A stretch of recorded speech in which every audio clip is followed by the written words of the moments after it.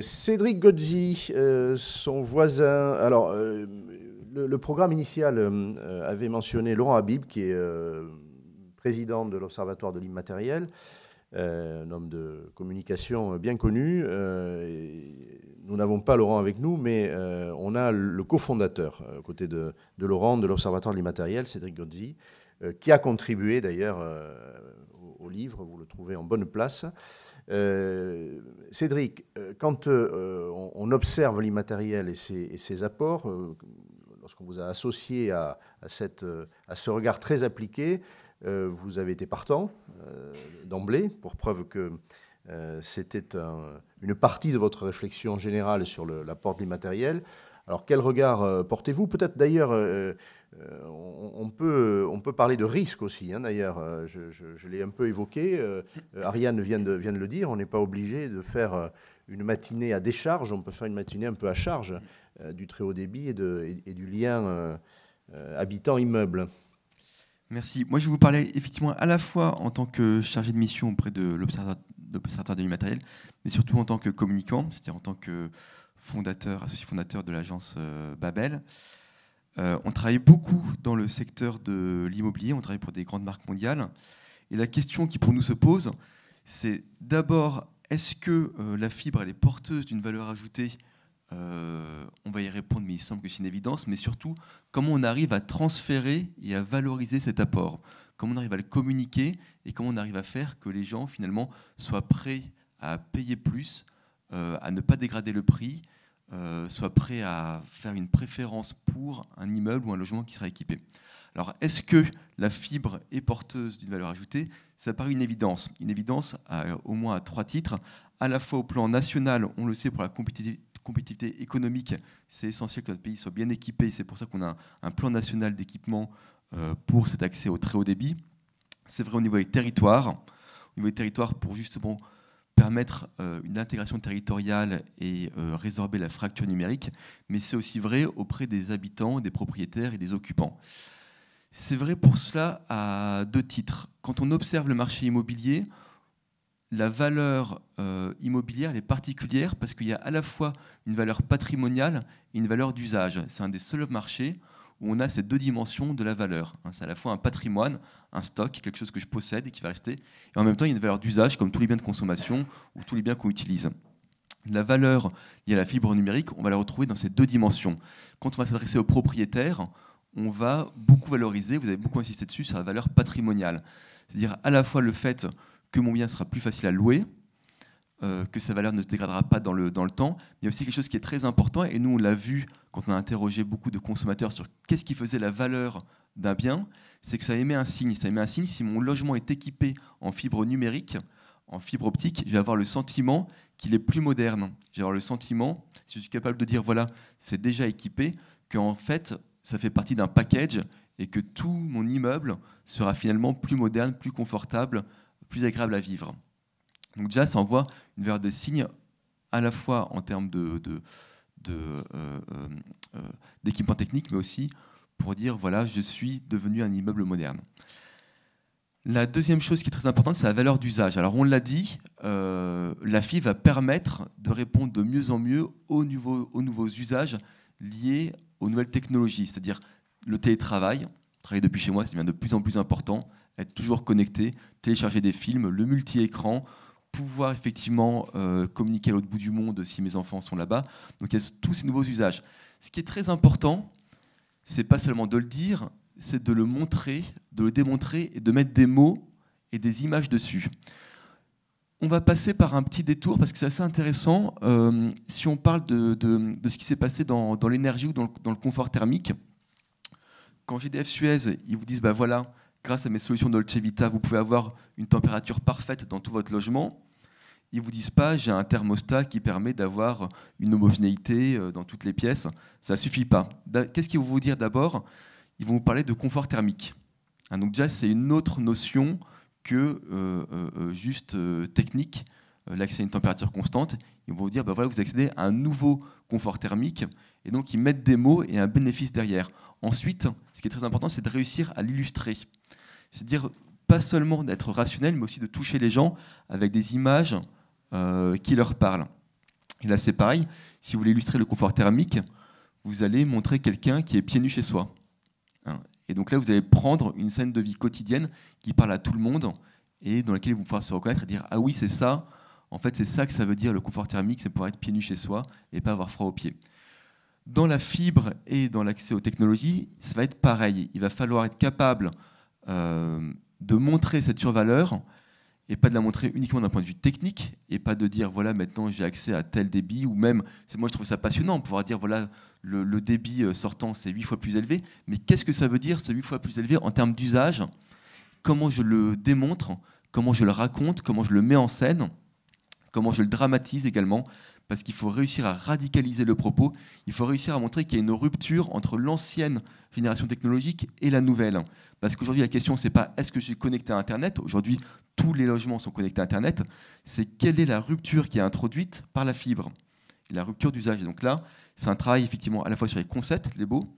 Donc, est-ce qu'on parle de fibre? Est-ce qu'on va parler demain de valeur numérique, ce qui est déjà plus intéressant, voire de confort de vie numérique, ce qui nous amène déjà dans une autre dimension qui est voilà, qu'est-ce que ça va apporter? Et ensuite, une fois que j'ai dit ça, comment je le mets en image, comment je touche les gens, parce qu'il y a des aspects rationnels qui fonctionnent très bien dans l'immobilier de bureau, mais on sait que chez les gens, chez les occupants, chez les particuliers, chez les propriétaires, c'est un peu différent, ça s'adresse aussi au cœur. Il faut montrer que voilà, ça va les atteindre dans leur vie quotidienne et que ça va un peu changer voilà, leur confort au quotidien. On pourra, je ne sais pas si après on a encore le temps, mais on pourra encore insister dessus. Merci Cédric.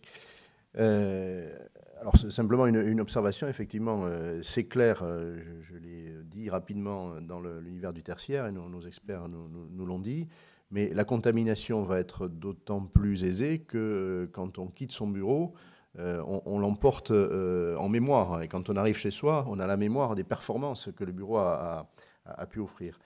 Alain Tripier, homme de sociologie, d'économie, traitement de données, et en l'occurrence un spécialiste de logement aussi. Il intervient depuis longtemps pour l'Agence pour l'amélioration de l'habitat, par exemple, et pour d'autres institutions. Beaucoup de choses ont déjà été dites. Mais je voudrais peut-être revenir sur 2 points, qui sont quand même 2 points fondamentaux. Le premier, c'est qu'en effet, le nombre d'objets connectés ou connectables, et j'y reviendrai, s'accroît à grande vitesse. Monsieur Parfait, tout à l'heure, a parlé de 5 objets. Dans ces 5 objets se trouvent presque exclusivement des objets qui sont des objets actifs de la part de l'utilisateur, c'est-à-dire c'est des tablettes, des smartphones, des téléconnectés, mais on va aussi parler des objets entre guillemets passifs après. L'autre point qui est très important, c'est que les comportements par rapport à ces objets sont en train de changer à grande vitesse, puisque, si on veut utiliser un mot français, on est dans un univers de comportement multitâche, c'est-à-dire qu'on parle beaucoup ces temps-ci du 2e écran, après avoir parlé du 4e ou du 5e. En fait, sur le plan sémantique, c'est intéressant, puisque l'évolution des écrans, hein, je vous le rappelle, c'est une question de taille qui diminue au fil des années. On a commencé par le cinéma, puis la télévision, puis l'ordinateur, puis le smartphone. Donc à chaque fois, ça décroît. On parle aujourd'hui de 2e écran de façon complètement indifférenciée par rapport à l'objet, par rapport à la télévision. C'est-à-dire qu'on a une télévision qui est connectée ou non, et on a devant cette télévision, ou devant l'ordinateur où on regarde la télévision, une autre tâche qui se fait. Cette autre tâche, c'est soit de l'interaction par rapport aux émissions qui sont projetées, soit quelque chose qui n'a rien à voir avec ce qui est sur l'écran principal, mais on sait très bien notamment que les ados et les jeunes adultes ont une propension au multitasking qui est absolument étonnante, puisqu'ils sont notamment capables de regarder la télévision, d'écouter la radio, de travailler sur leur ordinateur et en même temps d'envoyer des mails aux amis. Donc tout ça, évidemment, ça consomme beaucoup de bande passante. Ce qu'il faudrait ajouter quand même, on a beaucoup parlé du travail mobile ou du travail à distance. Ce qui est en train de se jouer aujourd'hui, c'est l'utilisation d'objets connectés. Alors les estimations sont absolument délirantes.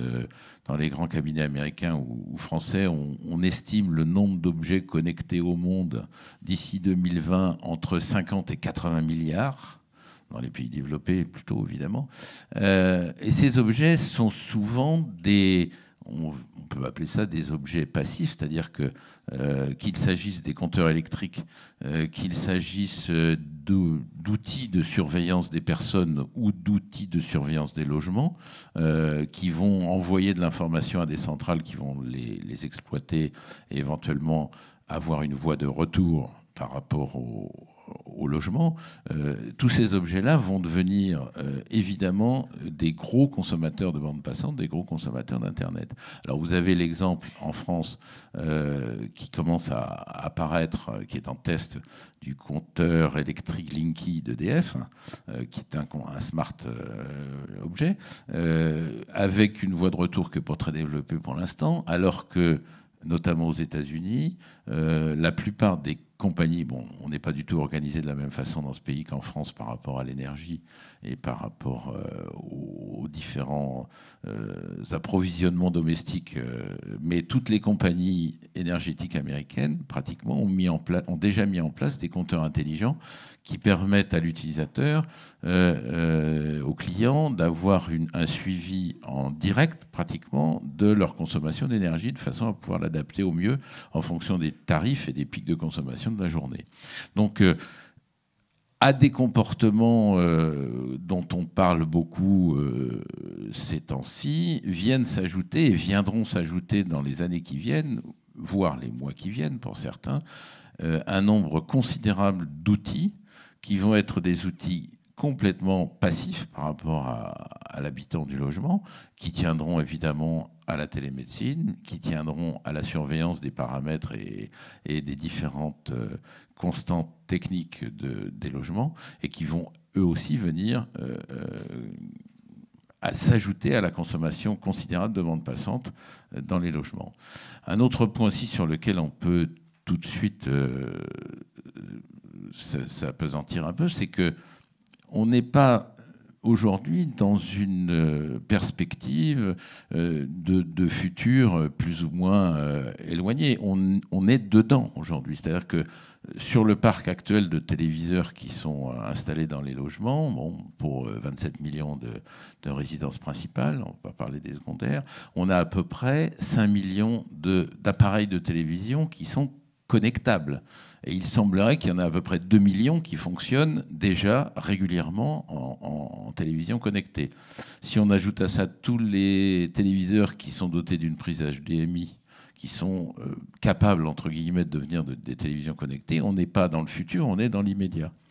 Cet exemple-là, il est simple, mais je pense que pour beaucoup d'autres objets, pour la télémédecine, par exemple, qui est en train de se développer à grande vitesse, on n'est pas dans le futur. Merci Alain. Pourquoi vous n'applaudissez pas, Alain? Est-ce que je peux savoir?